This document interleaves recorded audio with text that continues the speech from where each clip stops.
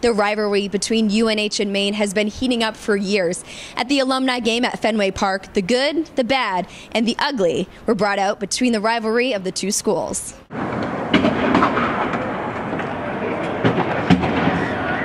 Okay, Chris Laganas, 87. All right, what was the rivalry like between Maine and UNH back then? You know, it was just starting back then. We had just started Hockey East my sophomore year, and it was building. And it was something else to play in the Alfond Arena, if I remember, and obviously in Lively Snively. So it's always been like that, and it's so much fun. You can see all the guys with smiles ear to ear to be out here as well and playing them again. Never thought I would all these years later. Now, Alfond's a barn. Snively was certainly a barn. And this out open skies, what was it like playing here? Again, it's just amazing. You know, we were in the locker rooms, in the batting cages. It was about 150 degrees. So we came out here, and it's like a balmy 40 maybe, and it's gorgeous. Just a blast. Brings back the old memories of like the pond hockey, as they say. And again, smiles from ear to ear. It definitely didn't seem as chippy in this game as maybe it was when you were playing. What do you think the atmosphere was like? Definitely. I think a lot of the guys were out there for the show.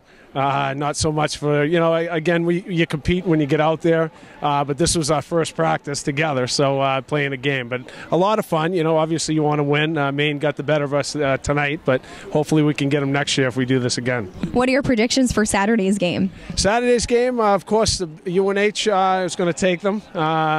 I know they've always had some great rivalries coming along, but definitely UNH. I got to go with the right team, right? I would say so, because I'm being a UNH girl, so we have to say it. Absolutely. Obligation. Yes. All right. So what can we find you doing these days? I'm actually an assistant principal at a high school in Massachusetts. Yeah, Whittier Tech, off of in Haverhill, off of 495, and in administration, and enjoying it. I come up, and every once in a while I'll be on the Whittemore ice, and I will help out with the club hockey team just to stay on the ice.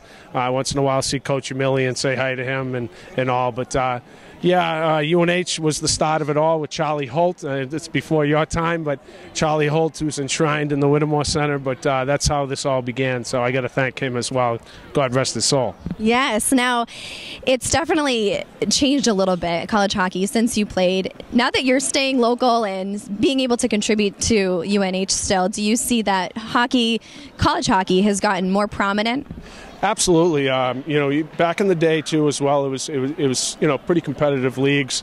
You know, putting guys in the NHL and in the minors. A lot of us had jobs after UNH playing hockey, even though a lot of us didn't make the NHL, but we had nice minor league careers.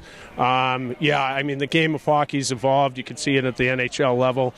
You can also obviously see it at the college level. These guys are great. I'm peeking out at some of the younger guys out there, and they seem to, some of them still have it, and we're talking in their 20s, I guess, in their 30s. When you get in your 40s, then you start, your mind says go, but the rest of your body says no, don't do it to me, get off the ice. But otherwise, yeah, it's competitive, great hockey, and you can see it, the amount of NHL players that are coming from, you know, Hockey East and college hockey nowadays. So. Now, who on the team still has it from the alumni team? Every single one of the guys still have it, still have something. I wish we could have practiced together. Again, like I said, that was our first practice. The score would have been different if you practiced, right? Absolutely, absolutely. But it's just fun. I mean, I hate to say it because, again, I date myself, but some of the guys I haven't seen in 20 years. Some of the guys I haven't laced them up in 20 years. Other guys, you know, just over time, it's a small world. You see them, and we're still buddies over the years. And, you know, we skate every once in a while together. But, yeah, every one of the guys, we all still got a little something there, like I said. So we all try in our different roles nowadays. So. And what was the trash talking like on the ice? A little bit. You know, it was almost, we're too tired to trash talk, if that makes sense. But you got to get it early on in the shift. If you're going to trash talk, you got to get it early on. But here and there, there's a couple guys jarring at each other. Defenseman from Maine going after one of our defensemen, but otherwise just all in the good fun of hockey. What a career you had at UNH. You're known as one of the best players to play in a Wildcat jersey. Reflect on your career. Well, I have to say it was, one, I enjoyed UNH immensely. It was a lot of fun. It was a great group of people, both players and the fans and all the alumni and the friends of UNH. So I had a spectacular, outstanding, couldn't ask for one thing to change, I have to tell you the truth. So what was it like when you heard that you'd be playing here versus the rival team? Yeah, well, it was very exciting, because I have one of my best friends, Peter Marr, plays for Maine. And just playing at Fenway Park and doing something like that, I mean, this is what makes life really fantastic. Get out there and have a little pretend combat with some great friends at a fabulous place like this. So it was really exciting. Would you say the game that you just played in was a little less trippy than when it was maybe at UNH? I thought a few things were going to break out there, but no, that was a game of true friendship the way it should be played.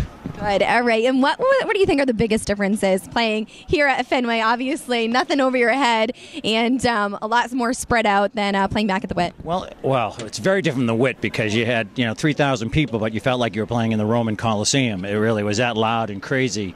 But here for me, it reminded me back almost playing pond hockey again. We were out in the big wide open ponds and the sky, and that's what I was thinking about when I was playing here tonight. The old days when I was 6, 7, 8 years old, learning how to play hockey out in a pond. Now UNH is having a rough season this year. Maine, run of the mill. What do you see happening on Saturday?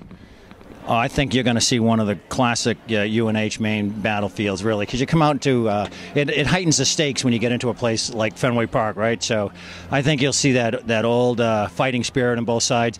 And you know what? Both teams are down a little bit, but these are two teams that could still get on a roll and go win a national championship. So it's just it's great parity in college hockey, and I think that's going to be a fabulous game.